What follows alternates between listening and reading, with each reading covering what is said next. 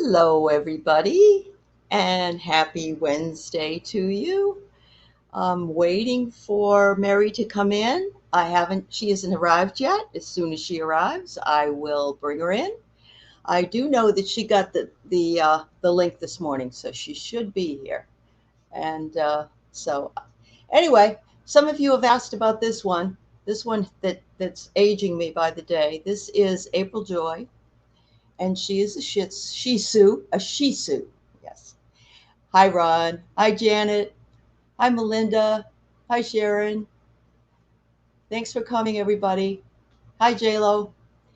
Anyway, this is April Joy, and April Joy is a joy some of the time, especially when she doesn't do you know what on the bed.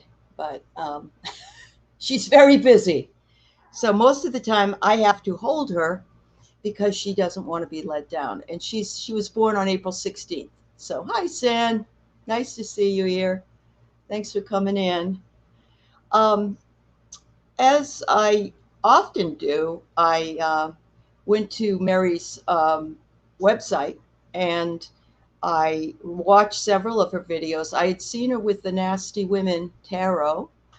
And hello, Pamela. It's good to see you. Um, and I thought, oh, this is really cool. She does lives with different tarot readers and so forth. So I asked her if she would come on.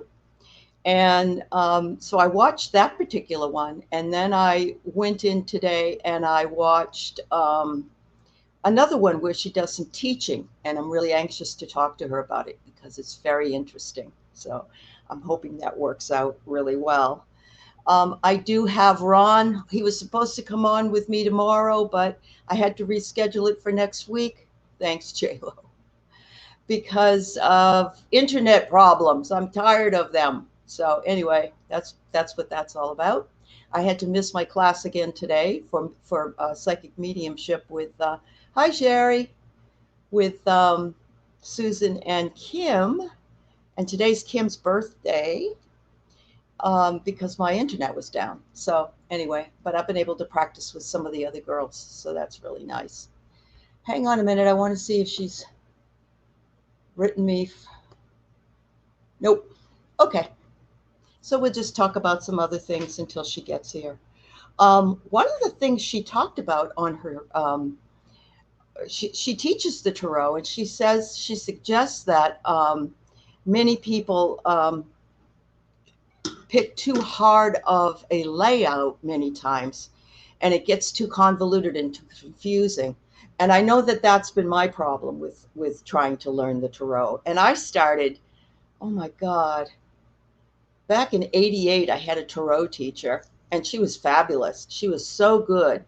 But she really thought I should learn every card and all the reverse and everything else. And it was just really tough. I wasn't able to, I know what a lot of them mean to me, but when it comes to integrating them, I can do that with other things like research or whatever, but I cannot seem to do it with the tarot. That's why I really, really love working with oracle cards. But she suggests, of course, a daily pull, and she also suggests we do not use the books. She said, it's probably really great that the books cover a lot of things, but she said you don't need them if you use your own intuition and your own symbology and so on. And I really like that, and actually have heard the same thing from Andrea Lilac Lantern and other people. JLo, you use Kipper and Lenormand, huh? I've tried both. Kipper kind of creeps me out sometimes because it's like, I don't know, maybe it's just so dead on. But, you see like, what is it? Well, there's death in the other cards as well, but it's just really strange that, that's the case. But there's one like poverty and all that. I don't know. I've tried the Lenormands too. I like them. Hello, Lisa. Hello, Arlene. I'm waiting on Mary. I'm hoping she's on her way. Oh, you had her aura readings. Ooh. I did see she works with aura readings and numerology and also color cards and cards that are flowers, I believe. So that's awesome. That's awesome. So one of the suggestions she made on her tape, and I don't want to take all her suggestions and tell you what they are because you can watch it yourself. But she said to take your cards and clear them and speak to them, and then shuffle them, of course. And then she said you lay them out across and you look for the Ace of Wands if you're looking for some kind of answer for something, or what you need to do to move forward. And she said the card under is the first step. So you've got the Ace of Wands here, and the card under it is the first step to move ahead, and the one on the top is how to move forward. And she was showing that, and she was using a lot of examples from people that were watching her class at the time. I just thought that was a great idea. Some of these ideas you cannot, you just, I don't know. I feel like it's worth trying anyway, worth trying them. So I did pull a card today, and I'm not a tarot reader. As a matter of fact, I don't know. Sometimes I got the Six of Cups, and it looked like a pretty damn good card. So I'm thinking that what if you pulled a card, you tarot readers out there, if you just pulled one card and it was just a daily pull, and you got the Six of Cups, what would that tell you? I'd like to see how people read differently or think differently about something. So the question would be, what do I need to know today, or what's I'm reading the atmosphere, or whatever. Hold on. In the meantime, I'm going to email Mary and make sure she's on her way.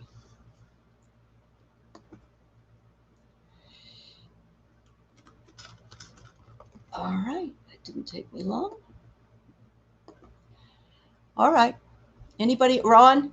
I'm going to ask you, if you got the Six of Cups, what would that tell you about what was going on? And who else? Who else here is a reader? Lisa.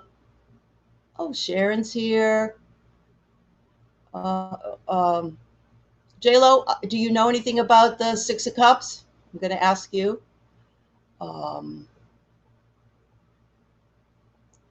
Who else is here? Anybody else read? Ooh. Oh, Sheila Inquisitive Tarot is here. All right, you guys, if you pull the Six of Cups as a daily pull, what would that tell you? Oh, Sherry, I'm sorry you have migraines.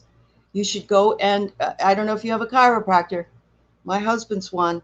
He takes care of those things. A lot of people never come back, and then he loses somebody, loses a client.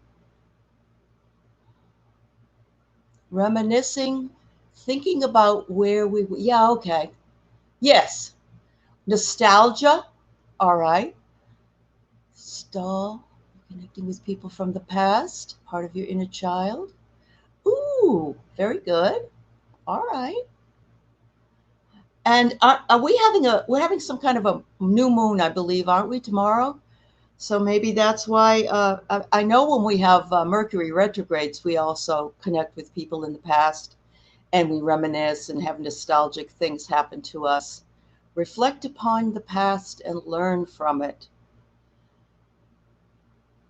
Oh dear, really? I'm so sorry, Sherry. Full moon. No wonder. Okay. Oh, you poor dear. I imagine that's why you have headaches. Yeah. Sorry, dear. I'm going to send you lots of love. Everybody send Sherry some love and light. Thank you. Full Moon Friday. So I was watching some of the other psychics and some of the other channels, And they were telling us that tomorrow's supposed to be pretty crazy. Um, did everybody watch and see that? And I knew this would happen. That Nancy Pelosi rejected Jim Jordan. I would have been very unhappy if she hadn't. But now they're saying they're not going to bring. They're not going to participate at all. So, Pamela, for you, the Six of Cups, nostalgia, reconnecting with people, harmony, inner child, releasing the residual guilt. Now, I have to say that when I was on Lilac Lantern last night, we were doing our manifesting. Um, that I have decided that I'd like to do some work with my shadow side, and I have about 5 or 6 books that I've pulled together. I'm leaving this evening to go north to be with my husband for a while. And oh, I know, Moonchild, definitely, definitely traders. She didn't want them because she didn't. She knew they were part of the whole thing. Yeah, absolutely. Anyway, so I had bought this beautiful deck, shadow deck, and it's by the Threads of Fate. I don't know if anyone's ever heard of Threads of Fate. They are a beautiful group of women who sell cards privately, and I think they have a website. They have several websites actually, and the website that they have has this shadow deck as well. So I'm pulling together the Jungian ideas of shadow, and I'm bringing also in some ideas of other things as well. So, well, I saw Liz Cheney's interview. Oh, yes. I don't agree with Liz Cheney on very much, but I agree with her about Jim Jordan and January 6th and all that stuff. Yeah, thank you, Pamela. Thank you. Hello, Squadio Data, MJ. Nice to see you. Um, Geez, I should pull in some other people that are here. If you want, gals, if you want to come on, I'll send you the link. You can join us or me. Not sure. Um, oh, J-Lo. My take, good memories that can help someone in troubling times. When you dig into your shadow, you have to go back to all those troubling times. I'm wondering if that's why the card came out for me today, because I've been thinking about it for several days now, and I'm really interested in working out that stuff. It's never pleasant stuff to work out. That's the problem. I mean, it's shadow is very deep. But yesterday had a beautiful reading by one of the gals in my class, and she said she saw this big shaft, and I have like it's really deep, and I thought, wow, there is a lot of stuff that's deeply inside of us, and we have to work to bring that out in order to heal from it. And so that just made a lot of sense to me to feel that way. And yesterday I was able to reconnect with my brother in spirit, and that was a good reconnection. I reconnected with one of my friends who was an actress, and that came through. So yeah, I'm working on it. I tell Susan Lynn that I'm just a budding medium, but it's a lot of fun. It really is. And everybody else. Yeah. Um, Sherry, you can't help but respect her. Yeah. Well, yeah. You can't help but respect her for this. Absolutely. I was also respecting Senator Cassidy out of Louisiana for a while, and she might have, Ron. She might have. If you want to jump on with me, Ron, I'll send you the link if you feel so inclined, because my internet works right now, and you can join the chat with Mary if she comes in. So, uh, or Lisa or anybody that wants to come in and talk to me. I'm trying my best not to make this boring. I don't want another repeat of what happened the night when Linda was late. So, um, anyway, yeah, I just really think that I don't care for Dick Cheney. I don't really care for the Cheneys in particular. Thanks, Sheila. Um, and yeah, I just feel like this whole time in my life has been very, very healing. And I've said it as well to some people, not to confuse the fact that I want us to have COVID and be on a lockdown. But there was a lot of growth during that period, and that's when I turned to this place to find some answers that I already knew, but I needed reminding of. And I think that's something that we really have to remember, that, we can never know everything. We can never remember everything. And sometimes it's just really important for us to go back sometimes to the basics, or go back and ask questions again, or read, when I was studying the tarot back in 88, it was probably about um, 15 or 20 years before that that I was invested in astrology, although I never did any charts or anything. But you couldn't find anything in any of the bookstores. Nothing, absolutely nothing. The only thing you could find maybe was a Dell book on astrology. And so, I got what I could get. There was nothing on Buddhism or any other religion, and maybe not even on Christianity at that point, because bookstores were so very different then. But back at 88, that happened. And it was in 1991 that I had more of a spiritual awakening, because I moved down to Florida, and I lived near Panama City. And I joined a group of like-minded people, and we had meetings every week, did meditations. Some people channeled, some people, I learned all about stones, and I learned all about smudging, medicine wheels, went to a powwow with Sun Bears people in Alabama. I was just really guided on a pathway, and I really felt very close um, to the Native American, even though I've got no Native American in me. I just felt it was a beautiful, beautiful spiritual language and information. So I did that. And then, of course, life moves on. I moved to Houston. I did not like it at all. But that's when I went to grad school and became a professor. And I always said, I'm going to be a professor that also teaches about spiritual stuff, but it won't be so obvious. I mean, I don't go in and chant or anything, or it's very open. But as a humanities teacher, you could talk about a lot of these things, and so that's what I did. And but way goes on to way, and you don't always have the opportunity to devote a lot of time to it until you are older, or you have more time. People say, I'm going to do it when I have quiet, or when my kids are grown, or when my dogs are not puppies anymore, or whatever.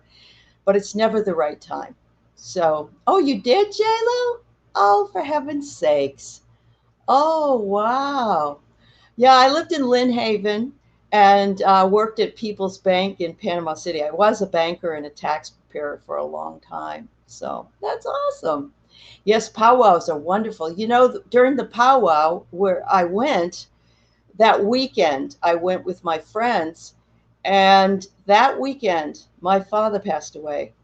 And it was so incredibly powerful to be at a place like that. I felt like I was able to lift him up and send him along on his way. He didn't live near me at the time, and so I would have stayed around him because he wasn't that well. But it was very nice energy with all those wonderful people. And it had just been after Sun Bear died, so it was 1992, and he had just passed. But I read all of his stuff. I read about the white calf medicine woman, I believe it's called. And there were white calves born in Janesville, Wisconsin, I believe, right around that same time. And so it was just a really nice, um, it was a really nice experience. I connected very well with all the people when I was there, but yet, time moved me on. Had to go somewhere else, do something else. When I went to Texas. I became one of those universal life ministers, which is just nothing really. But I also studied a lot of stuff at that point, and just bring it all together. You know, I'm not a religious person, but I am very spiritual. So you're welcome, Pamela. Sherry, you didn't realize how empty you were to the lockdown. Oh, yes. I'm sorry you lost your mom 2 years ago. That must have been hard for you last year, just having lost her the year before that, Sherry. Um, and walking away from, yeah, you were empty and you didn't even realize it. I just found Diane, and yeah, and Linda G. Of course, I found in the very beginning. I hear that Diane is what is she, a remote viewer for the government or something? But she's a very interesting person. Yeah, that's awesome. Wow. So okay, Ron, I'm gonna bring on Ron just because. Hold on. See what he has to say for us tonight. I got to find the link. I know that you can still see me, and I'm sorry that I'm not paying attention to you right on that. I got to find the link I sent to her. Oh, I found it. Okay. There we go. Good. Ron's coming on next week. But I'll be happy to have him here as well today. Oh, can't seem to get the link highlighted here.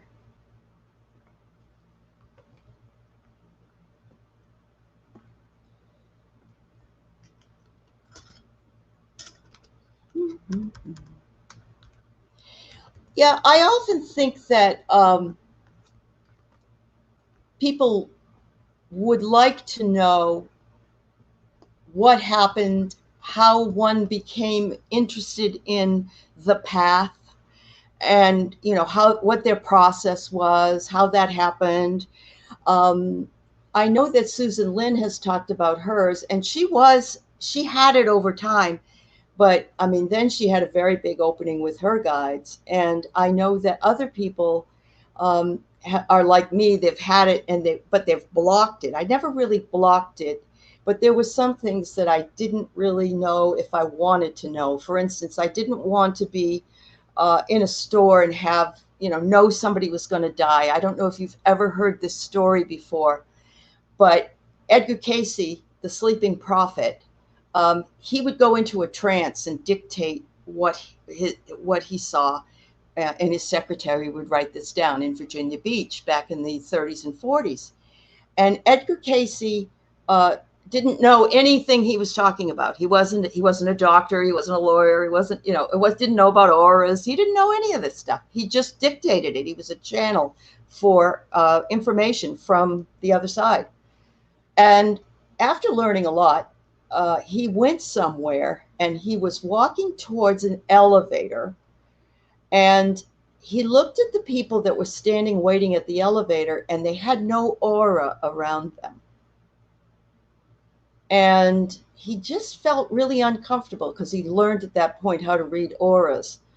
And he's just that, something about it, it was a message, and he took the message. And if he had not taken that message, he would have crashed with the rest of them when the elevator crashed like 50 floors or something. I don't know. The people all died. So because they didn't have an aura, he learned that they were already gone, basically, that they were going to die. And it's funny that you wouldn't think that you would be able to ascertain something like that, but that's one of the things that he wrote about, and I thought it was really interesting. We're going to die, and they. It's funny, Ron. Just give me a minute. I'm gonna shut down my YouTube. Something like that. Okay. It's one of the things that he wrote. I thought it was really interesting. I'm just going to shut off your mic for a minute. There you go. All right.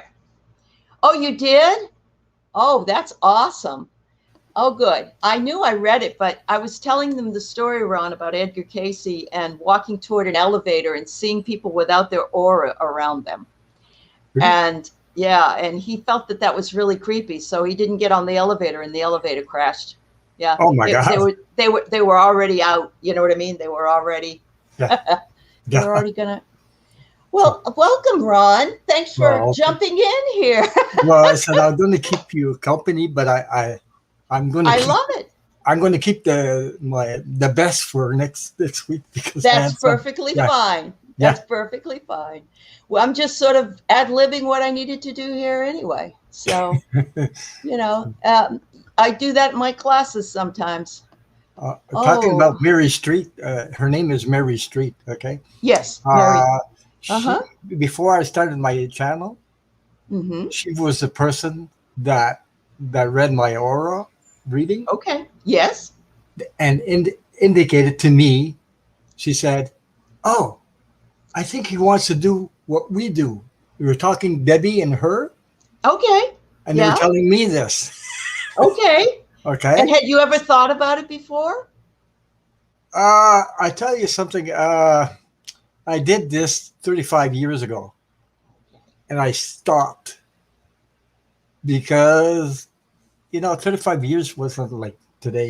YouTube. Oh no, Oh, people everybody thought in you the were a witch or something. Yeah. Yeah. yeah, well, it was one-on-one, and Okay. I Okay. didn't know anything about tarot cards, and these people were studying tarot cards, and I don't know if you ever heard of the tarot cards from Marseille. Marseille, Yes. you ever I heard have. of them? I They have. were I doing. have. I was in the restaurant with them, and there was about 15 of them practicing. I didn't have any cards, so Oh. the person in front of me started reading the other one, and I got involved, and I said, "Bang!" Just like that, and that person just reacted like crazy, and I said, "Hey, you read tarot cards? You do this?" I said, "No, no, no. I got caught." Sort of speaking, okay. And I hear you. these things Uh-huh. happened to me several times. Oh, Hi, Mary. hi, Hey, how are you? I Mary. apologize. I lost the invitation and I've been frantic. Oh, I'm I'm so so sorry. sorry. No, that's No, okay. that's And it's okay. not Mercury retrograde, so I can't blame it on Mercury retrograde. It's the full moon. That's what it is. Well, okay. Yes. Well, thank you. And I apologize for being late here. That's Hey, Ron. okay. Hi, I was Ron telling her came you in. got confused with the time. That's why. No, Yeah. well, I was just like scrambling and I'm like, oh my God, like, where's this invitation? So I've been frantic. Okay. Anyway, I'm here. Hello. I'm glad you're here. Thank you. And that's fine. I was just talking about some things, and I saw Ron and some of the gals out there. Perfect. Yeah. And I said, if you want to come on while we're waiting, because I knew you'd get here eventually. We Oh, were well, talking thank about you. you. We were talking Oh, about you. were you? My ears Yeah. were not burning, so thank you. It's Nice all to good. see It's you. all good. I told her you did a oral reading for me, and it was Oh, fantastic. yeah. That was a long time ago, huh? That was Yeah, about 6 months ago. 6 maybe. months. Yeah, it's been a while. Oh, well, Yeah. good. Well, Well, That's before I started my channel, by the way. I know, and I'm so happy for you. You're doing great. And you got to come on. You got to come on our show, but I want you to look at the format to see if this is something you want to do. So, okay, Yeah. all Just right. send it to me or something. Do you have Okay, well, we can talk on the phone, and Yeah, you can see fine. if that's something you're interested in. great. All right. Well, I was talking about all kinds of things, and Okay. I'm going to come back to you. I promise. That's fine. Absolutely. You're the You're one. in the middle. I'm the middle one. I'm in the middle. We were talking about Native American spirituality because I love it. okay. And Pamela Shin was saying that she worked on a Navajo reservation. And oh my God, that's fabulous. I just love it. That's just so nice. Oh, you must have enjoyed that a great deal. And then I was talking about Edgar Cayce because he was one of the first guys that I studied, and about him seeing some people waiting in an elevator, and he couldn't see an aura around any of them, and so he didn't get on the elevator, and the elevator did crash. So that's probably a good idea. I'll remember that. That's a good reminder for all of us, right? It is a good reminder. Absolutely. So hello, Jen and Connie and Rolande and everybody that's here, and Mary is here, and I want to welcome Mary Street from otherwise known as Ms. Clairvoyance. Yes, hello, welcome, and sorry I'm late, but I'm glad that I'm here. Thank you. You know, when I was trying to find your page at first, I put in MISS and I got the drag queen. Did you see the drag queen? No, I haven't. Is there a Miss Clairvoyance drag queen? Whoa. Is there one? I have to check her out. Maybe I'm going to have her come on the show because Maybe actually you should. that's how I got my name. Oh, really? Yeah, because I love drag queens. So yeah, so I have a lot of gay family members, and I've always been around drag, and I thought, you know what? A friend of mine, we were at a dinner together, and he was talking about all these funny drag names he was coming up with, and I said, I know I could be Miss Clairvoyance, right? So I was like, you know what? I'm just going to do my channel under Miss Clairvoyance, but that's exactly how I got it from the drag community. That's great. That's great. I remember my husband brought me for my 50th birthday. He surprised me. We went to the Renaissance Festival because we love it. And he had me all in a queen outfit. Oh, did he? Okay. A queen outfit or a drag queen outfit? No, it was a queen, but I was the queen of all gossip. Oh, that's funny. That's so funny. Yeah, it was a lot of fun. It really was. It was a long time ago, but it was a lot of fun.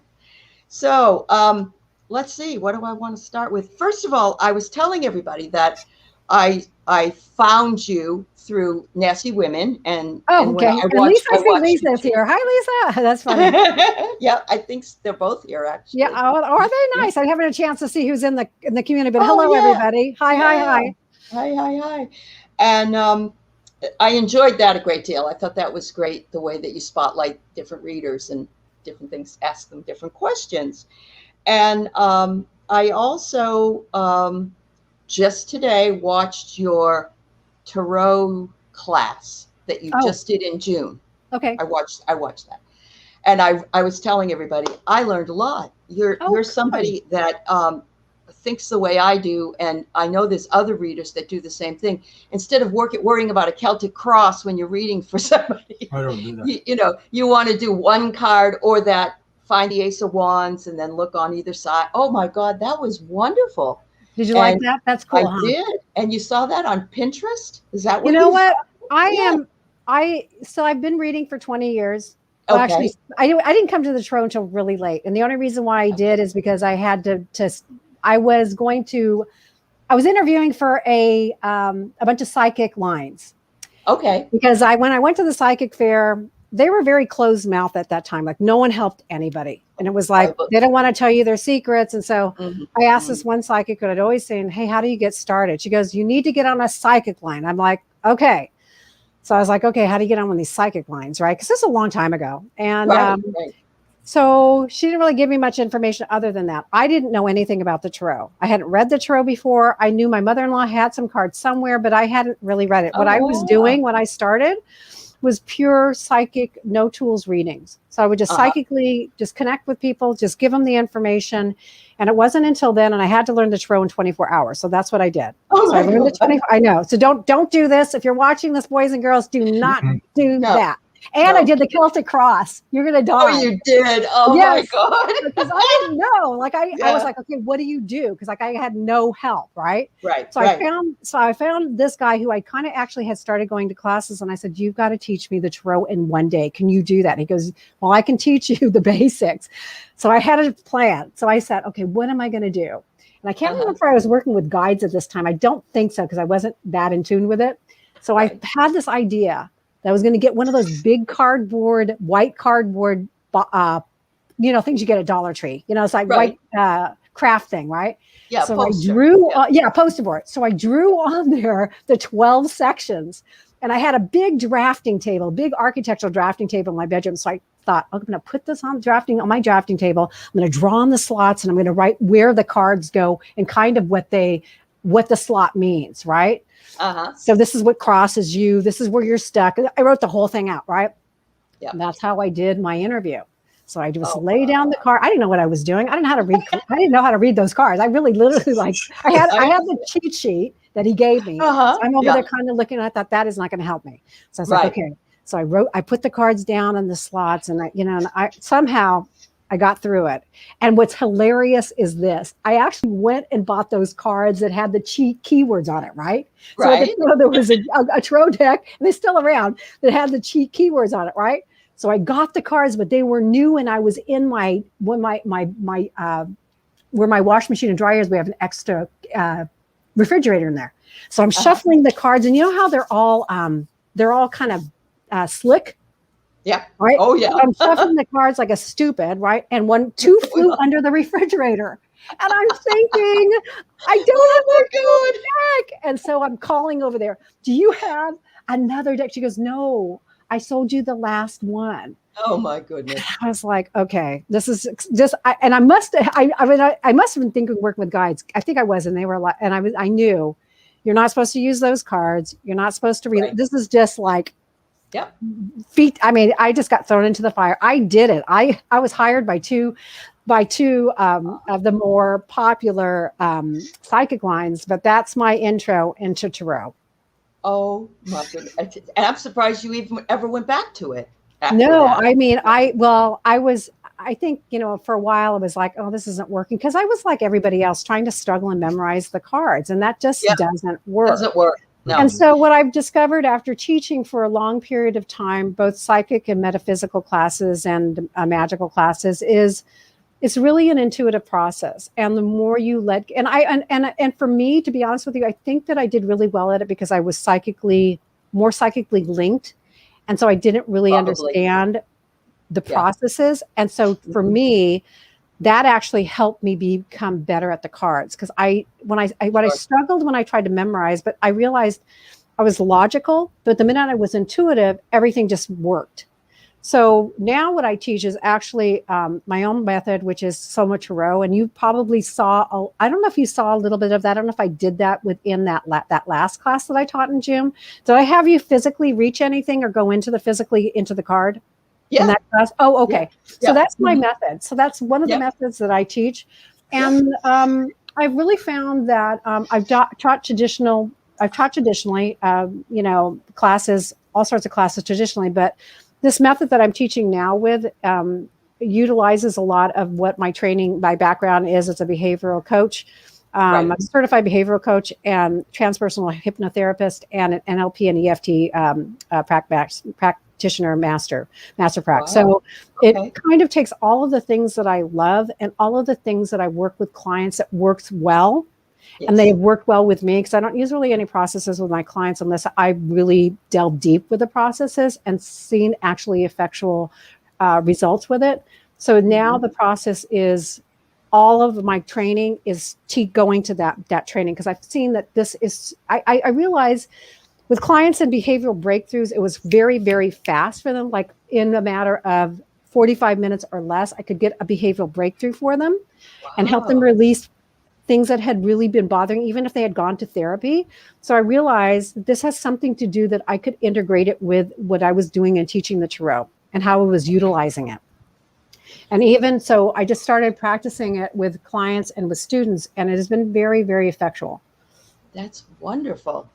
I did read that you were an intuitive behavioral coach, and I find that's just so wonderful. I was just telling everybody when I was marking time here that I have a deck. I like the Oracle cards a lot better. I just do better with them. But I have a deck called the Shadow deck, and I'm trying to work on my shadow. But if you can do it within 45 minutes, maybe I should come and have you do it. Come for a process. Come for a process. The shadow work is very interesting. And my first deck, actually, before the tarot, was an Oracle card deck, Doreen Virtue's Healing with the Angels. That was my very first deck, because I realized at the time I was working with the tarot that it was not mainstream.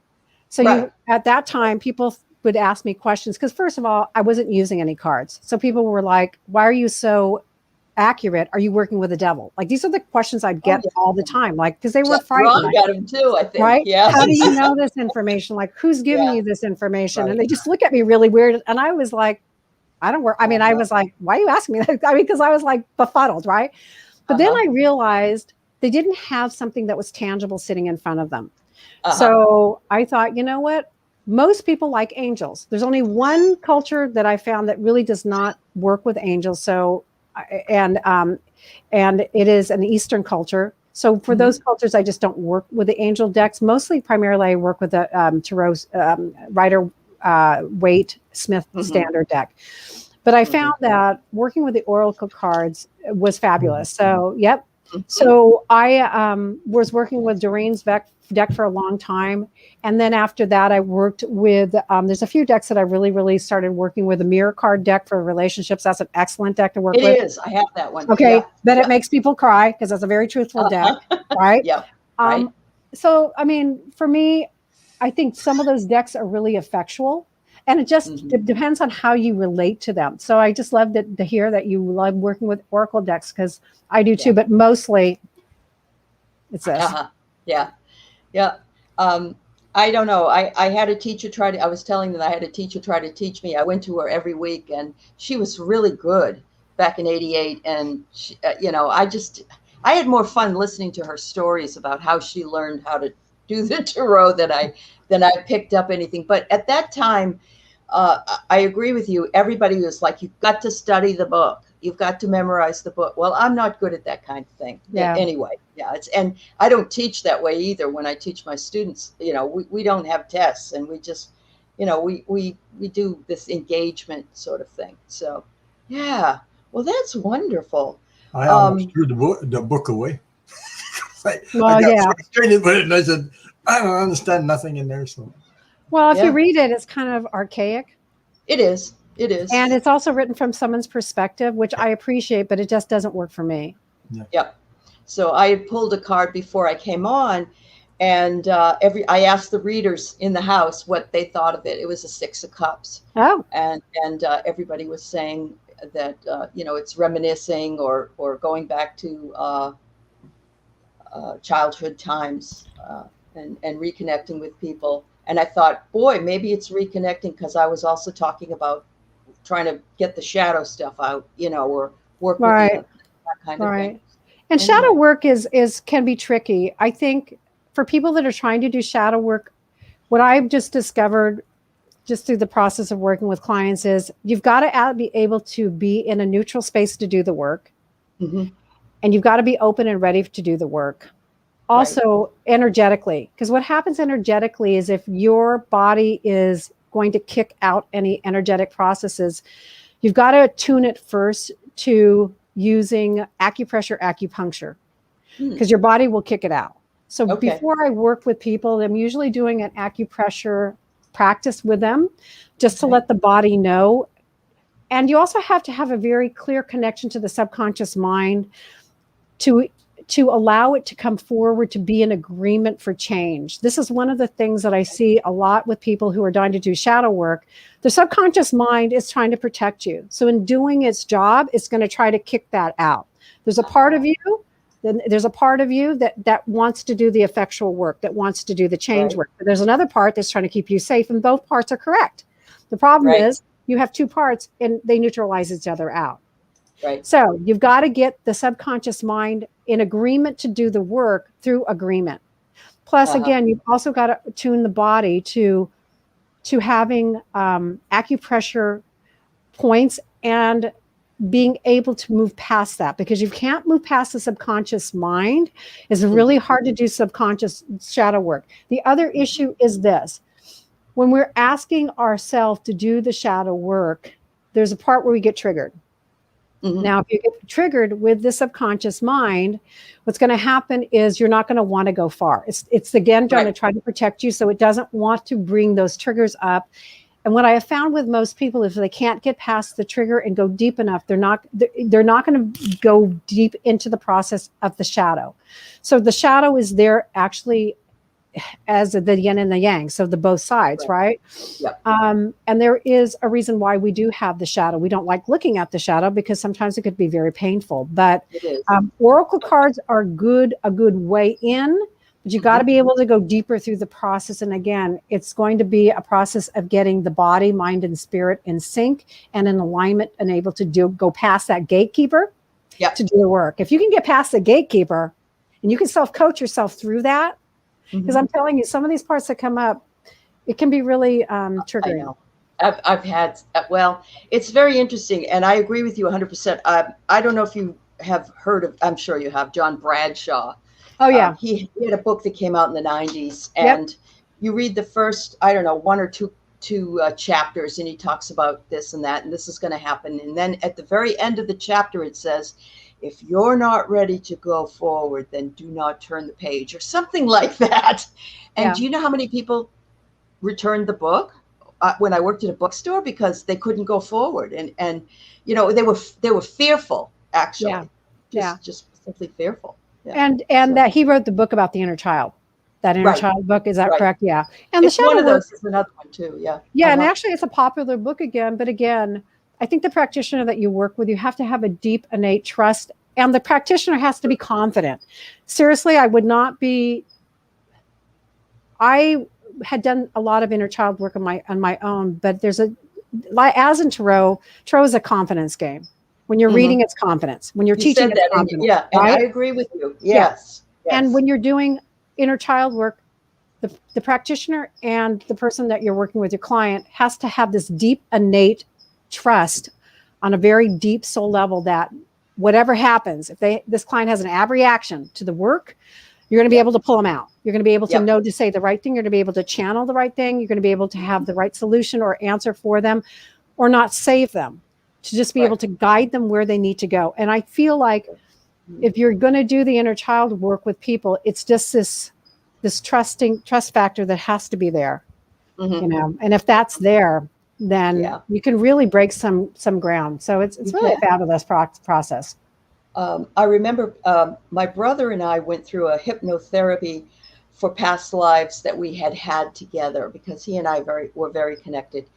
And in one of the past lives, my poor brother, he was buried alive.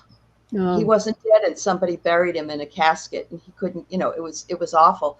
And fortunately, this isn't really happening to you right now, you know, and she was able to pull him out and pull him back. But when I was just listening to the whole process, I was like, oh my God, because I think he's feeling suffocated, you know, he's taking on that while it's happening. Well, they can, unless the hypnotherapist, because I'm a certified hypnotherapist as well, unless you disassociate them out from the scene. And this is where you have to understand what you're doing. Because the process of hypnotherapy, I think it has a lot of mystique around it. First of all, we are used to stage hypnosis. In fact, the first time I was hypnotized on stage, and I thought I was Barbara Streisand. Because I had said, my first premiere was a child at 10 years old. So I became a professional wedding singer at 10. That was how I made my money. Goodness. So I was a singer at 10 years old, but I did sing Barbara Streisand. So I basically heard her and I thought, man, she's got a beautiful voice. She knows what the hell she's doing. So I'm going to just do Barbara Streisand. And so that was kind of my own flavor. And my brother was my pianist.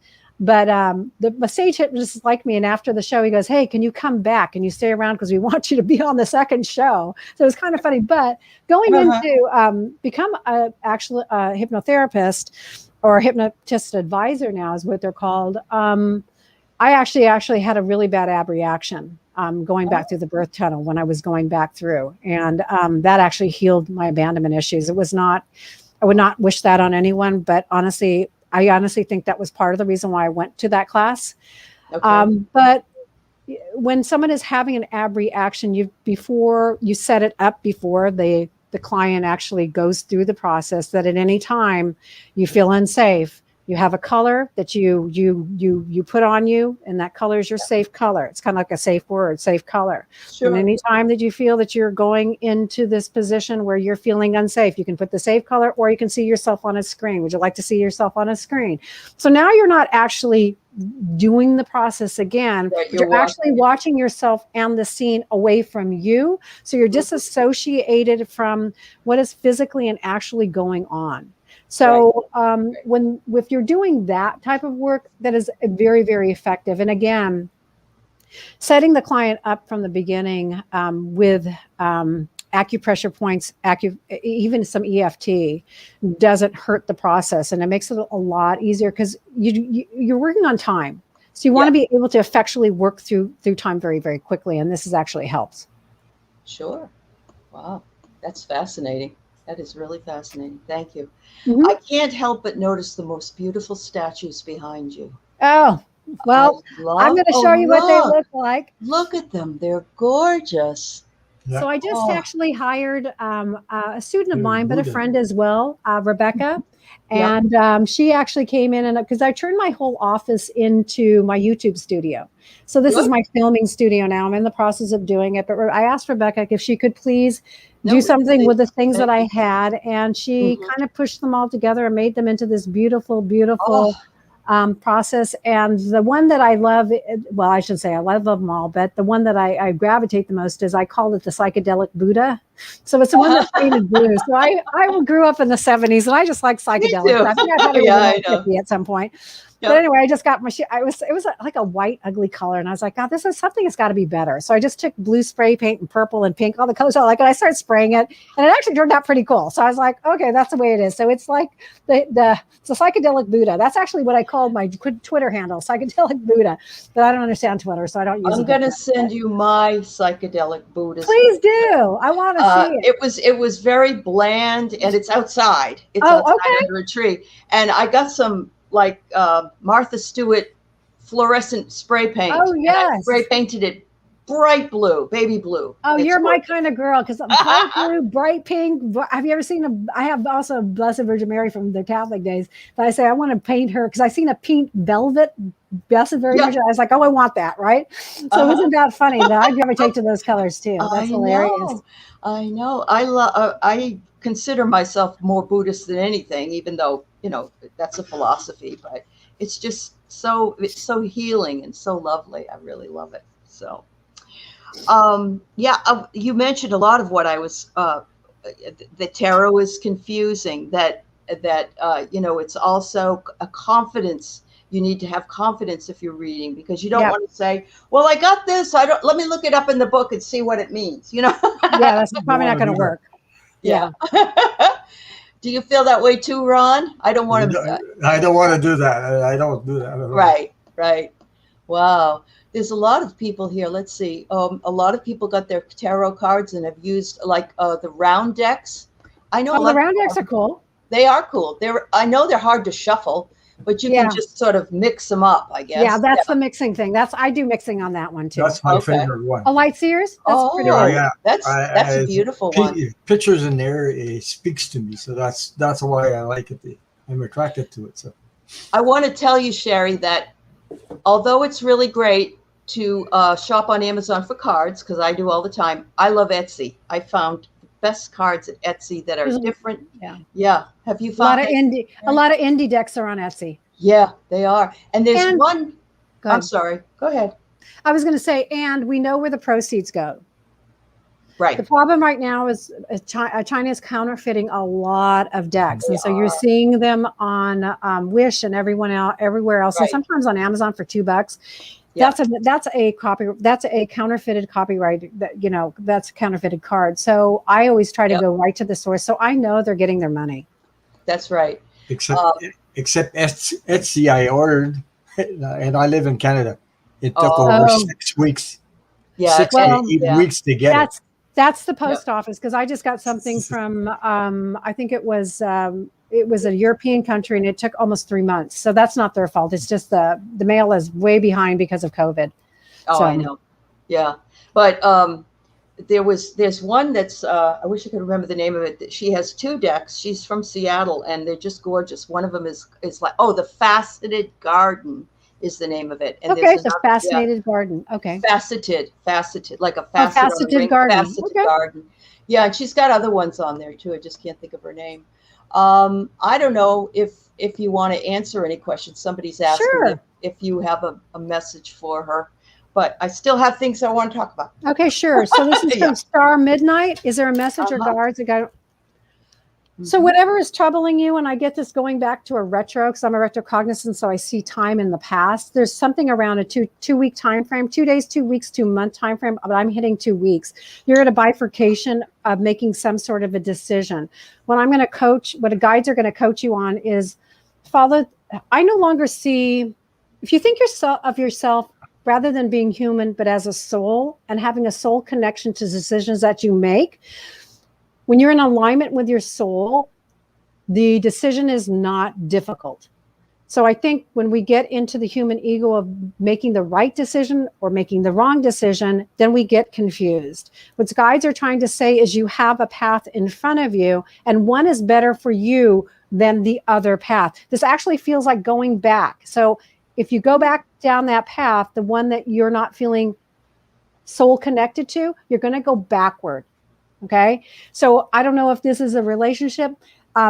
She's having some relationship stuff going on, and there's some dad stuff coming on. So Star Midnight, if you're watching this, can you confirm? Do you have something going on with a relationship, or going back to a past relationship, or some dad stuff? Because I think it's directly connected to dad's inner child work stuff going on with the dad. So she's here, she can connect or let me know.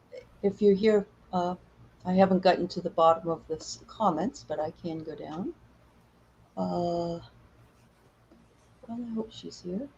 Well, we'll wait and see. Okay, yeah, because it's a delay on this too, yeah? Yeah, there is a delay. Absolutely. Okay. Thank you. One of the things I noticed when I was listening to you, and just even listening to you now, you have such a calm demeanor, and it's very, very lovely to listen to you.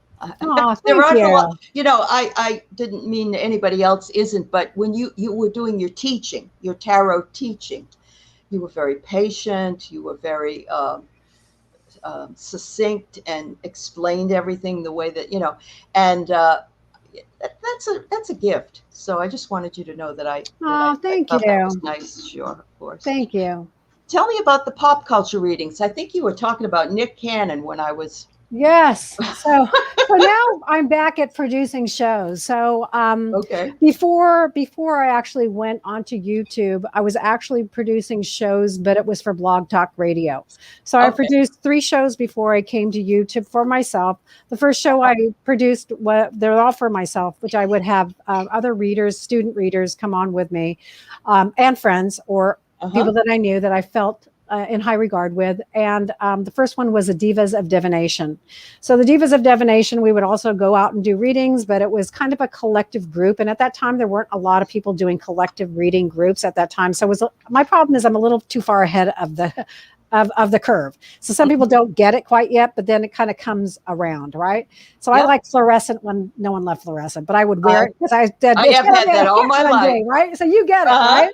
Yeah, I do. So they'd laugh at me, and I'd say, it's going to be a thing. It's going to be a thing. And then 2 years later, it was a thing, right? Yeah, right. So, but I did another show with another coach. So we had that coaching show. And then there was another show that I did, but I have always just loved layers in shows. And one of the things that I really look for in producing shows is that I try to find something, obviously it's all marketing.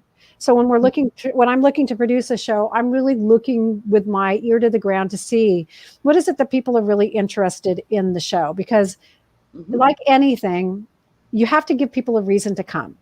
And if the show is not interesting or it doesn't have a value link for them, then they're not going to show. And we know that with the algorithm of YouTube, they care about watch time to the end. So it's not about subscribers, it's watch time. And if you can get them to the end of the show. How do we do this? We do this by engaging, by sharing and cultivating community and an audience participation, and also giving them something that is something they're interested in. And so that is value. So something that's a little bit unique and different. And so what I noticed across the board with a lot of shows, and there's nothing wrong with this, it's just straight readings. But I just wanted to do a little bit different with that particular show, because I'll be producing more shows for myself and for other students, is that I wanted to give something a little bit more of a different effect to it, where I thought of The View, and it's not actually similar to The View, but I like the panel feeling of having people on a panel. It was nice. Because it kind of gives it's not all on one person. It's kind of a mix of personalities. And the thing about programming is you have to have the right mix. It's like TV. They don't just put people together because they look good. They put them together because there's some kind of maybe like on The View, right? You have Whoopi Goldberg, and then you have Joyce, and then you have, you know, John McCain's daughter. So she brings in that kind of the element. You got to get edgy. So you got to give kind of that mix is really, really important. And then we have another layer, which is the guests. And in particular, this is the reason why I chose the Nasty Women Tarot to become our first guest, because they are, when you see them, they're a lot of fun. And people love them because they're personable. They have good personalities. You can tell they're very relaxed, even though they haven't been on for a long period of time with their YouTube channel. They have, with their own energy, made it their own energy, and they're very relaxed in it. And shows don't all. I always tell people shows look good on paper, that they work out on screen. So they don't always. No. So even though you're putting things out on paper, it's not until you actually get the mix that and you see it go. And shows kind of take a personality of their own, and it takes a while for the flow and the mix to happen. So the thing about shows and doing pop culture shows and things like this is, you've kind of got to wait till everything kind of gels, and it might take, you know, sometimes in the first season an episode TV show comes out, you kind of see the first season isn't that great, but it picks up speed and people trying to get, you know, there's some flow that occurs. So I always say, you know, if you can make this happen magically by bringing together layers and groups and the audience, obviously, because the audience, without the audience, you're just speaking to no one. And so it has to be something, again, that they are desiring and they want to know. And it's also, I think it also has to do with the readers. So when I put these shows together, so I just started to rant about things that would come in my head, like about, you know, things I just get a hit on. So I'll be like, oh no, that book about, you know, Prince Harry. And then I also so when Prince Harry was going through that thing, when he was still in England, I would see him and I think he's in a lot of trouble. Like he is in like some trouble, right? And I didn't have the show then, but I was like, I felt really bad for him because I knew something terrible was happening in his mind, because he had a lot of anger on his face. It was that picture that he was inside the church, and William and Kate were here, and Harry was here, and Meghan Markle was kind of looking away, but you could see he was just viscerally angry, right? And so that kind of got, so when I started producing shows again for myself, I started thinking like, you know, these are the things I would call my girlfriends up and say, hey, girl, have you heard about that thing that's happening, right? I know. So I'm like, I'm just going to go on here and just see, because there must be people like me that are interested, like what's going on, right? Absolutely. But what's going on, I can see with the cards or psychically. So I just thought, you know, I'm going to start just throwing a few things in. And that's kind of the way that, in some ways, projection for me, I kind of throw it against the wall to see if it sticks. And you just kind of have to work through it and see if people like it. Now, and also with the algorithm of YouTube, it takes a while for the data to process. So you never know what will work and what will not, but you have to have some data to analyze. And I think a lot of that is through the analytical process. But I don't know. I love the pop culture. I love reading on it. I'm very intrigued by behaviors. Behaviors. And so, you know, when I see behaviors, it's like, I just got to read on that, because I just got to know what is going on. Right? Absolutely. Wow. That's fabulous. I love that. As far as when you had said you were always ahead of the curve. Pretty much I've had that happen my whole life. But in my life, what's happened is people reject me, or reject my idea, or reject anything that, you know, oh no, that's never going to work. And then they take it as their own. That's happened to me so many times. And in the tax business and in the business world, not here. And, you know, you get a little gun shy after a while, you know, you don't want to, but it's kind of funny. It's almost though, so I would call you a visionary. And I am in a smaller way, because I don't feel like I'm as, you know, but that you are definitely a visionary, and that's beautiful. That's great. So there's three types of personalities that usually come in on the soul link in a soul lifetime, because the soul is it's one line, but you come into different lifetimes. In this lifetime, I actually came in as a visionary. So there's a teacher, there's a visionary, and gosh, I'm going to forget the last one, but a creator. So I'm more of actually a visionary creator, but more of a visionary. But the thing with me, the problem sometimes is you get too many visions and you want to go do them all, and that's where that's the problem, right? Because you can't. Are you just a Gemini by any chance? No, I'm a Leo. No. I was born on August the 8th. Okay. I'm an 8. Wow. Yeah, and my life path is a 22. Oh, mine's something of mine is an 11, but I'm a 4, I believe. So I'm a. Well, we were missing Ron. I guess his internet went out. So I'm sorry, Ron. Thank you for being with us. I'm sorry, Ron, that your internet went out, but I'm glad that you're here, and it's so nice to see you. And thank you, Ron, for coming on, being with me for a while. I appreciate it. Okay, so we have a question from Tammy. So I don't know if we ever heard back from. Did we ever get an answer back from? I didn't see anything from Star Midnight. Let me look.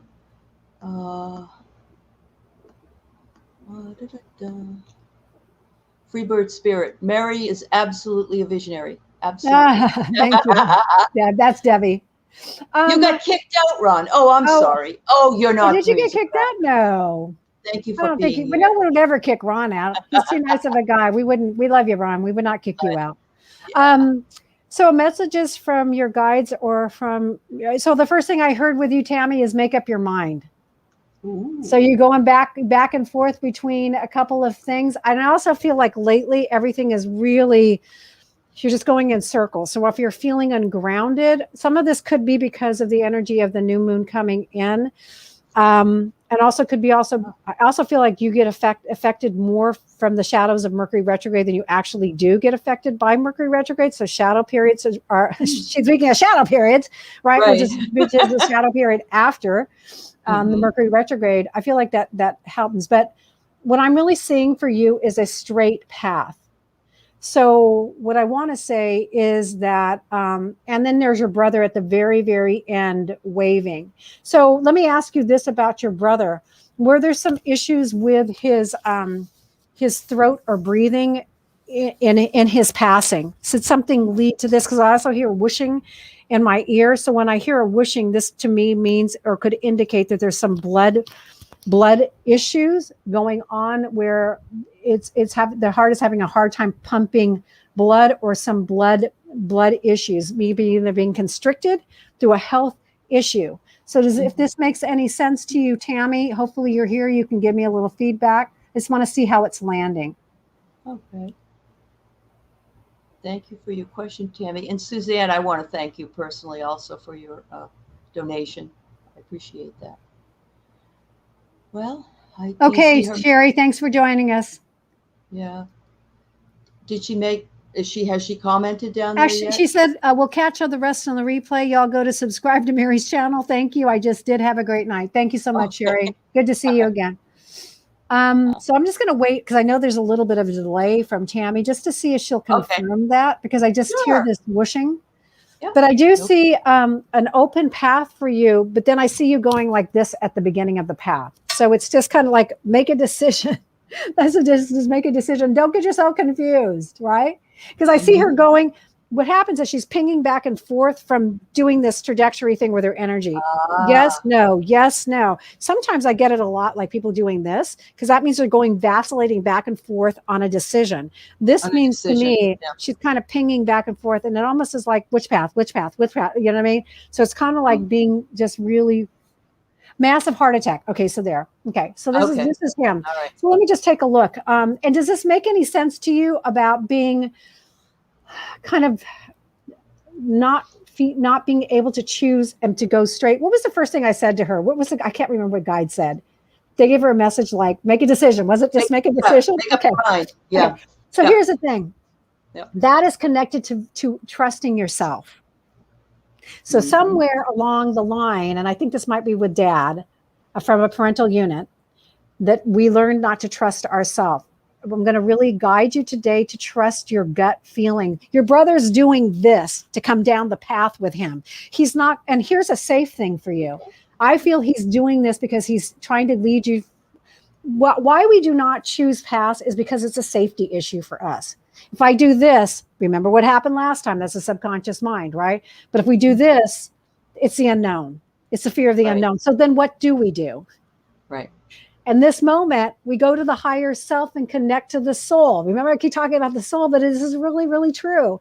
If we connect to our soul, it's effortless. We know the soul will always guide us in the right way. If we go to the higher self, the non-judgmental part of ourself, it will always lead us to the right path because it will feel so aligned and connected with us. And it's the right thing. Your brother is standing in front of you because he wants to give you this safe passage to come forward, move forward, trust your path, trust yourself. I have a feeling though it's connected to dad. There's a male figure here that I feel is really connected to this. And I feel like your grandfather is showing up and I hear a reluctance in your father's tone of voice. So hopefully she's here and she can confirm if there's some information about her. She confirmed her brother because I got this whooshing thing. Usually that's congestive heart feel. That's congestivity, but it's also when I hear the whooshing again, that's some sort of related blood flow thing. Okay, if that makes any sense to you, because I'll hear that whoosh, whoosh. You know how you hear it, like if you're in the hospital and you hear the blood flowing through the pumps. This is kind of a strangulated. Okay, your dad's okay, okay. That's it. He's a narcissist? Is okay, that what it said? yes. Okay, here's where okay. So your brother is acting as the safety valve for you. This is why he's showing up going like this to you. Come forward, because there's some dad stuff that got you really confused. And I feel like when you go back to that thing, and I know this sets you off and triggers you a lot. But really, please, if you align with your higher self, like literally go up in an elevator and you'll feel it click and just ask yourself, if I were in alignment with my soul, if I knew the right thing would happen effortless for me, if I knew that my soul will always guide me and all I have to do is trust my intuition, what would you be doing? And then follow that. So your brother was a sensitive. Animals also liked him too. Did you have rabbits? Because I get a lot of rabbits around him. So I don't know if you have a lot of rabbits or they just would come up animals just start coming in. So when I open that gate, but you see, this is the unfortunate or the fortunate part of our narcissists, because narcissists teach us about boundaries. Without that catalyst, we don't learn how to set clear boundaries with people. But the problem with narcissists, especially with children, is a narcissist is about them. It's never about the children. So they get them very, very confused and cannot trust yourself, right? No cats. Okay. Because I get bunnies around him too. So but anyway, hopefully that helped. Hopefully that helped you. But a lot of that helps other people too, because absolutely. It's you feel like you can really glean some information from that. Yeah, and here's the thing. If you feel like this was meant for you, if you grew up with a narcissist, just know that if you can look at it through the lens of lessons rather than the lens of emotion. I know this is really difficult sometimes.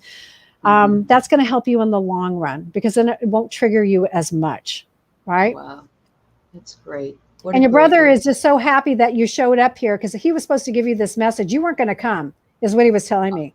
So you weren't supposed to come, or something was getting in the way, but I think he's pushing you through. Did you have a connection with him like in a dream? Because he's telling me that he comes to you in a dream state. And he's showing me your favorite candy bar. So I don't know, or a candy bar, Mars bars. What does Mars bars have to do with you? Because I'm just going to give you what I get. Wow. So this might be something he liked, or Mars bars, or maybe you talked about Mars. So there's something within the Mars bar. So hopefully that makes I just give what I get, and it's up to them to make it. I know. Yeah. You can't judge it, because that's using your thinking brain, right? And is your father passed? Question about if your dad has passed, I'm getting a message of regret and a message of healing. I miss him. Mars bars, not sure. Well, think about the Mars bars, because there's some connection there. I don't know if your father has passed. And I also getting this with your grandfather. There's some connection of regret, and so it's the grandfather. So and is your grandfather passed? So I feel like this is a generational thing. Somehow it's connected on the men's side, but I feel like it's a generational thing. Wow. So I'm gonna wait to see if the grandfather is passed, because I'm getting somebody with a regret. I'm sorry. I'm regretful. I'm sorry. Let's see if the grandfather is, because that message keeps coming and they want to give this message. It also might be the way that they raised him or something that happened. So I'm just going to see how, if she understands this message. Sure. So grandfather's passed. Okay. So maybe this will make sense to you, but I feel like your dad I just keep feeling like your brother tries to come to you in dream state if he has not already. So trust yourself. Okay. Sorry, everything just started rolling. So rolling along. So fine. sorry. I think it's great.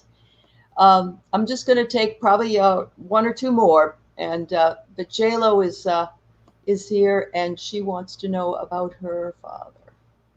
Okay, I think it's my. Is this my J-Lo? This is the other. This is the other co-host on the Astro View. Is this my J-Lo? Oh! Our J-Lo from the Astro View? I don't know. I think it might be because I put it up on the on my website on the Facebook to come today. So, the message that I get to you from your dad, and it might be, is okay.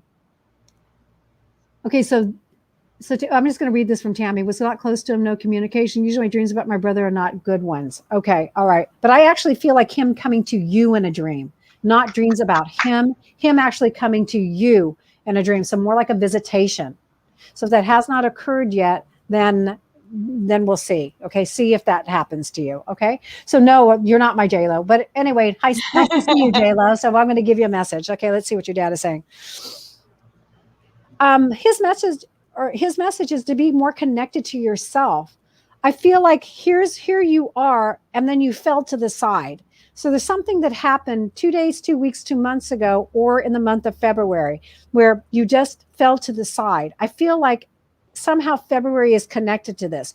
You were up straight, and then I'm seeing you just fall over to the side. So I feel like either something you were hoping would come through, it could be a relationship, didn't, and then it just, I want to almost say literally like it blew you over. Hopefully this makes sense to you, but that's what I'm seeing you do. And then I'm seeing you struggle like on your side, trying to push yourself up, but you're not quite making it up. So I don't know if you just haven't, to me, that's showing me you haven't physically, spiritually, mentally, or emotionally gotten back up from that. Your dad's just saying, push through, keep pushing through. You know, you have this within you because he's watching you as a little girl do this, and he's watching you. I'm seeing right now, because what happens is I become spirit, and I'm seeing through their eyes. He's literally watching you fall down on the ground as a little girl and not purposely rushing over. So you can find this innate strength to push yourself up, because he wants to rush over. His innate energy is to rush over and to pick you up and to help you. But he's saying, if I do this in this instance, you're just like when you're little, you're not going to learn to get yourself up. You need to learn to remember who you are and to trust that and to get yourself back up. And so now what I'm seeing is, I'm actually seeing your angels trying to help you pick you back up. So they've been trying to help you get back on course. So let's see. Actually, it's your spirit guide.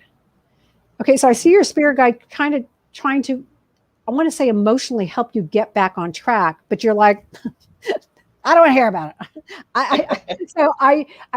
So hopefully this resonates with you, and you understand what they're talking about. This is like, I feel like it's a big decision. So some sort of decision, but whatever this is, again, you fell over, don't stay down. Really listen to guides and listen to your angels. You can get yourself back up on this, and hopefully you understand what this message is about, and if it hopefully resonates with you. No. Let's see. It probably will come. Maybe she'll give us a confirmation. So J-Lo, if you're here. Yep.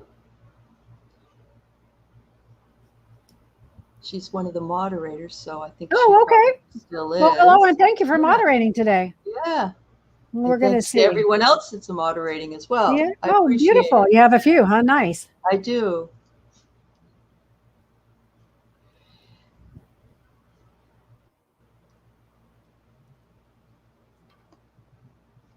And if you have another question, we can go to that, and then she'll probably give us an answer. So we'll just confirm. I was just going to bring up what Debbie brought up, and okay. I thought it was an interesting question.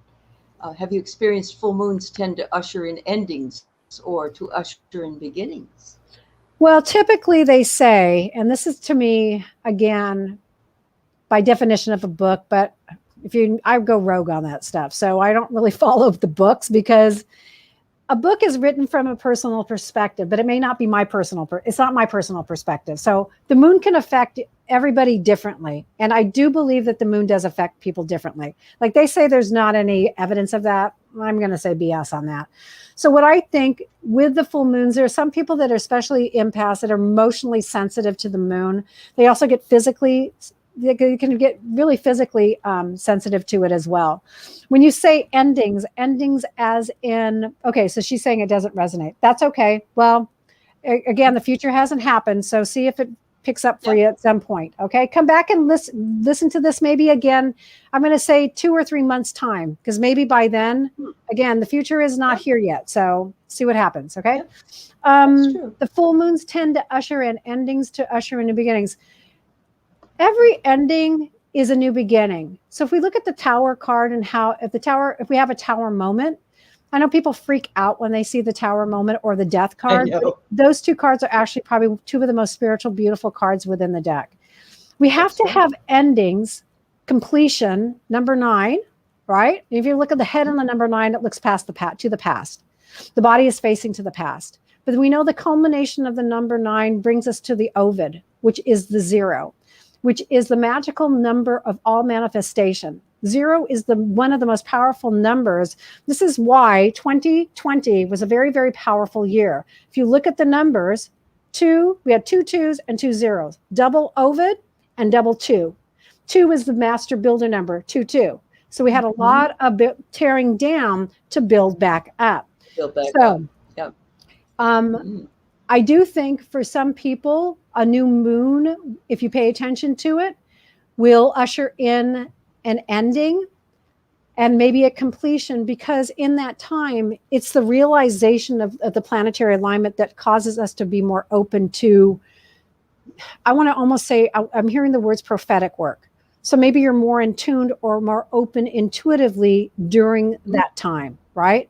So if that is true, though, if you are an ending and in full moons, we tend to do completion work. So this is when we do the release work. That's what the full moons are designed to do. New moons, if you plan it properly, which are 2 weeks always apart, right? And I think we just passed through eclipse season, which is a full moon on steroids times 10, right? And that is actually when we have an eclipse, well, we're eclipsing something out of our life, right? So at that time, you might have had a really big fallout, or someone might have just kind of come out of I'm trying to fix my hair. I'm sorry, I can't see look at my hair now. Do you like it? I do that all the time. I don't know which way my hair should. It's the opposite of what you think. Yeah. Isn't that weird? Sorry. Okay, so now I'm not looking like it, except for crazy. Okay, but anyway, but typically a full moon you release and a new moon you bring in. However, you got to plan for it.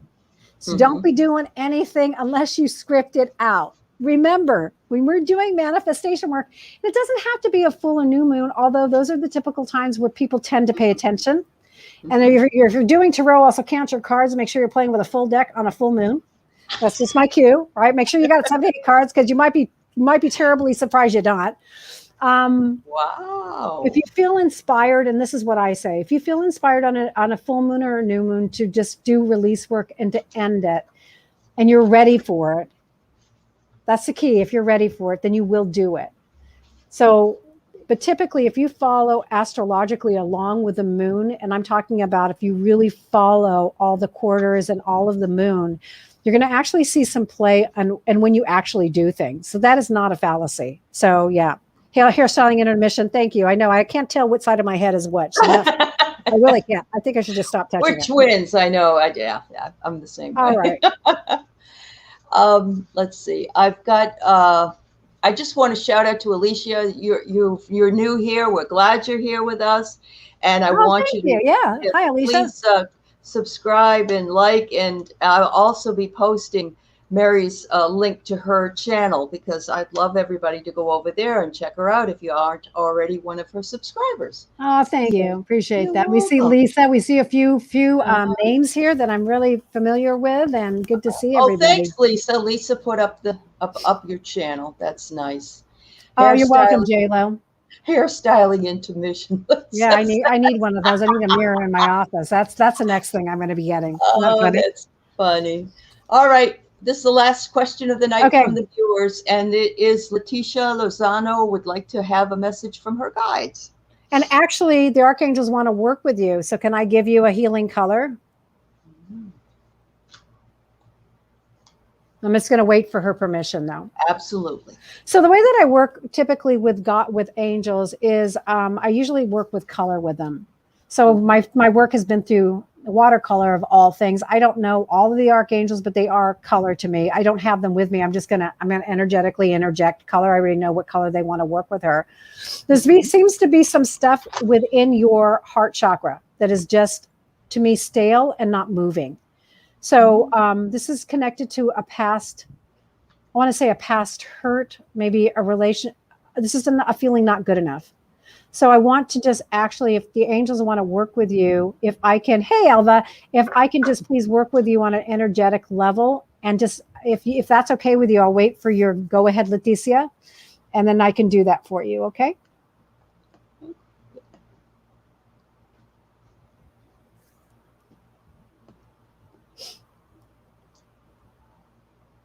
I know there's a little bit of a delay, so. I know. I'll say hello to some people, Chris and Elva and Angel Star. And Ron's still here. He's on the moderating board again. Oh, Ron, thank you. Yeah. I'm sorry you got okay, booted Leticia. Okay, so Leticia, if this makes any sense to you, having something in your heart or your heart space or emotional heart space. So I'd like to work with you there. So let me know if this is making sense to you. Are you kind of feeling stuck, either moving forward with relationships, or if the current relationship, it just kind of feels, I want to use the word stale because that's the word that I'm hearing.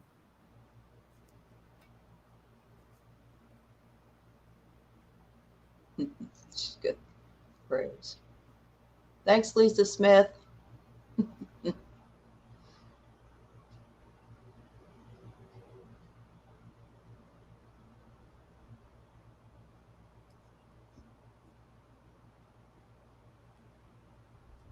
Okay. All right. I'm going to actually just move something, though, within the heart chakra, because that's actually where I'm feeling stuck at the moment in your energy. I become you actually when I work with you.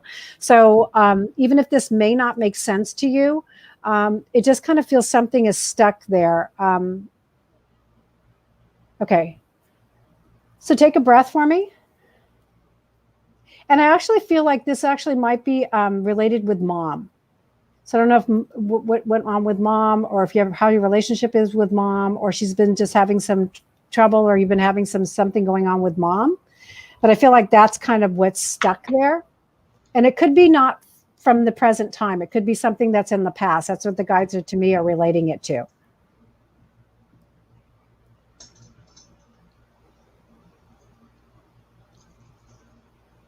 So if you can let me know that, that would be great.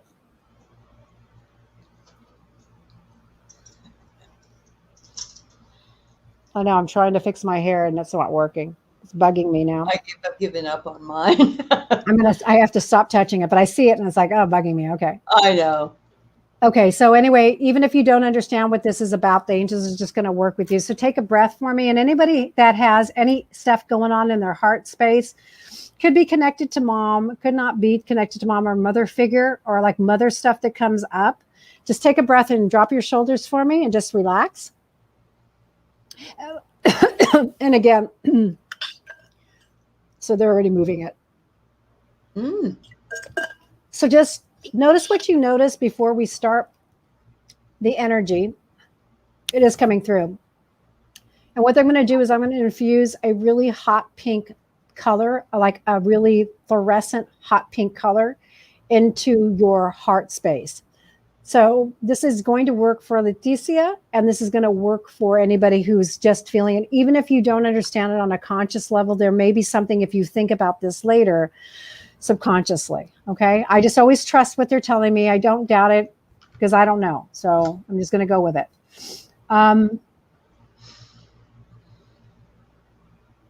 So for some of you, this is lodged in the lower right, kind of almost right hand.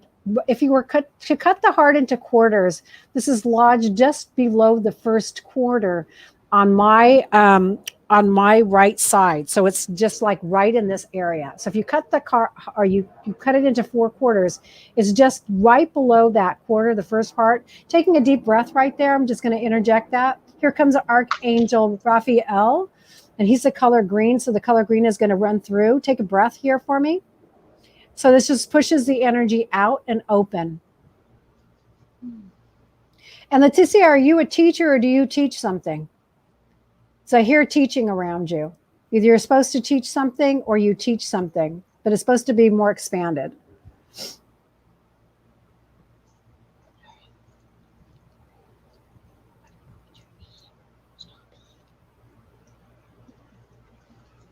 Okay, so take a deep breath, everybody.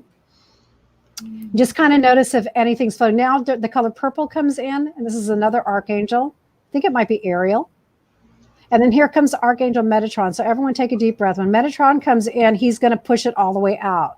So here comes Archangel Metatron French press. What he's going to do is he's going to push the energy from the top of your head all the way out of the bottom.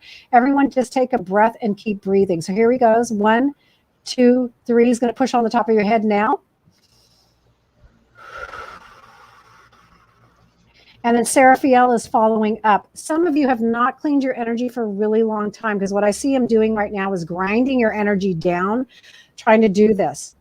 Okay, so what you need to do right now is just relax and let them work on you. They're going to work on your energy for the next couple weeks, if that's okay with you. If that's okay with them, you to let them work on your energy while you sleep, just say yes in the comments, because they need to see your yes. So whoever is saying this now, if you come back and watch the rerun, whenever you say yes, all of the angels that we worked with, Leticia, and all the members here, Archangel Metatron and Seraphiel, who is the head honcho, basically, of the angels, because he's in charge of the seraphim, right? I would say in charge of the seraphim, right?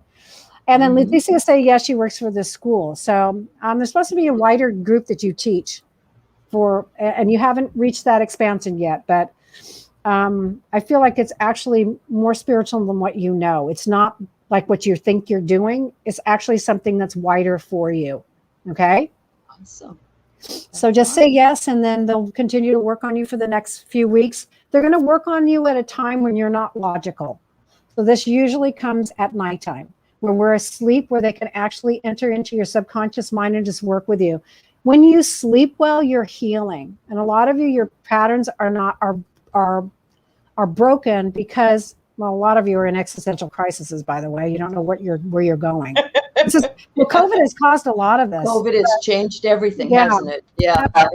To a mass confusion. But on the other side of this is, if you really look deeper into, and she was talking about shadow work. So Aley was talking about shadow work. If you do the shadow work right now, you're going to effectually come out on the other side, but you got to be patient. You're not going to see results right now. I know everybody wants this thing right now, but I'm going to say in a time frame within 2 years or around 2-year period, if you can get on track with what you're supposed to do soul-wise, because this is why you are confused, because you're still trying to be the old way pre-COVID. We're no longer working in that energy. That is dead to us. We didn't make it to COVID to work back and go back to the old stuff, the exes, the old jobs. It's getting us to move to a higher source. So we have to move with the soul and move in alignment with this. Okay. All right. So what I'm going to say is just be patient, get aligned with what you need to do on a soul line frequency. Again, do the soul work, because this is going to help you. And for those of you who are creators and are teachers, and I'm going to, like I said to Leticia, this is on a wider spectrum than what you're currently thinking, because what we think as humans is logic, and we think, I could never be a teacher. I could never offer anything spiritual to someone else. I could never be a healer. Leticia came in as a healer. She just doesn't maybe know that yet, or she's not equating what she's doing to healing. But I'm going to tell you, there's a wider spectrum waiting for you, Leticia. if you open your mind to it and open your heart and your soul to it, but for everybody, right? Right. So hopefully everyone is doing okay. So just before we go, I just want to check, is everyone okay with that healing clearing? How is everyone feeling? Feels very peaceful. Might have been subtle, like Mhm. you could feel peaceful, or you could feel like a thing lifted off, a weight off of you. So you're not feeling verklempt or you're not feeling confused. A lot of you had a lot of confusion in your head. But again, you got to go back and clear your energy. So if you need an energy clearing, guess what? You can go back and you can watch Aley's show again and get a clearing. Because every time you watch it, they know you want this clearing. And so the intention is set. See, a lot of peaceful, tired. Yep. Lisa saying groovy, love you, girl. All right. Relaxing. See, this is what they do. Yeah. But it affects everybody in a totally different way. It affects you the way you need to be helped. Right.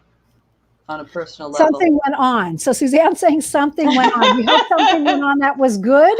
So something did move. Yeah. Yeah. And I know it sounds odd to work through colors, but I will tell you, the angels will pick the most effective way for the practitioner to work within.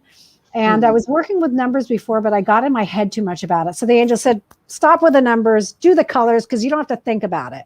Just draw the colors, right? Right. So that kind of just got me out of the logical side into it, and it became a lot freer just to be the vessel for it. So Chris is saying mind cleared somehow.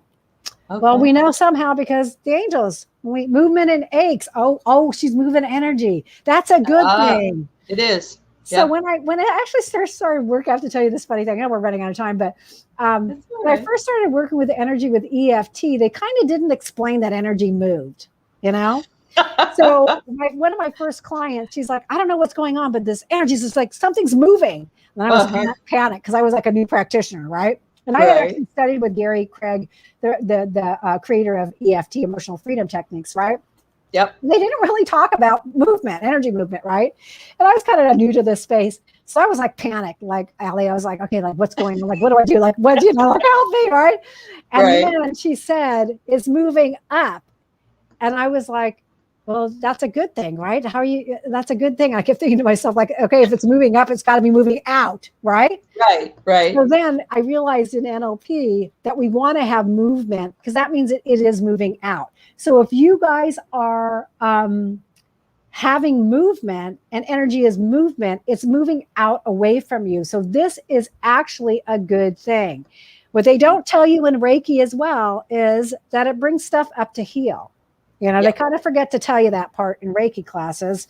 So you should know that. But if this does happen to you, it's not a punishment. It's just that it's bringing stuff up for you to clear and heal, right? Because you don't need that stuff. It's trying to kick it out. Yes. So we got a hooray for him. Suzanne. Yes, girl. That's what we want. Yes. Absolutely. Same thing happens in chiropractic. My husband's chiropractor. And this the second day he says, please don't hate me tomorrow.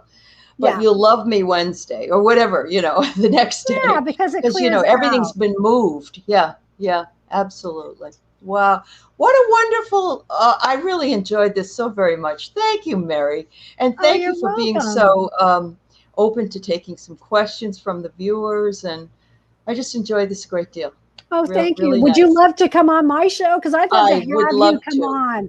And here's the thing. If you don't want to be on the Astro View, because I know pop culture is not everybody's cup of tea, I am producing a show, of course, another show on my channel that I'm just going to interview people just much like what you're doing to find out about your story, your unique purpose, and what you love to do and how you love to help people. So I would just love to invite you personally to come to one of our shows. But if you'd like to come to the Astro View and talk about pop culture with us, we'd love to have you.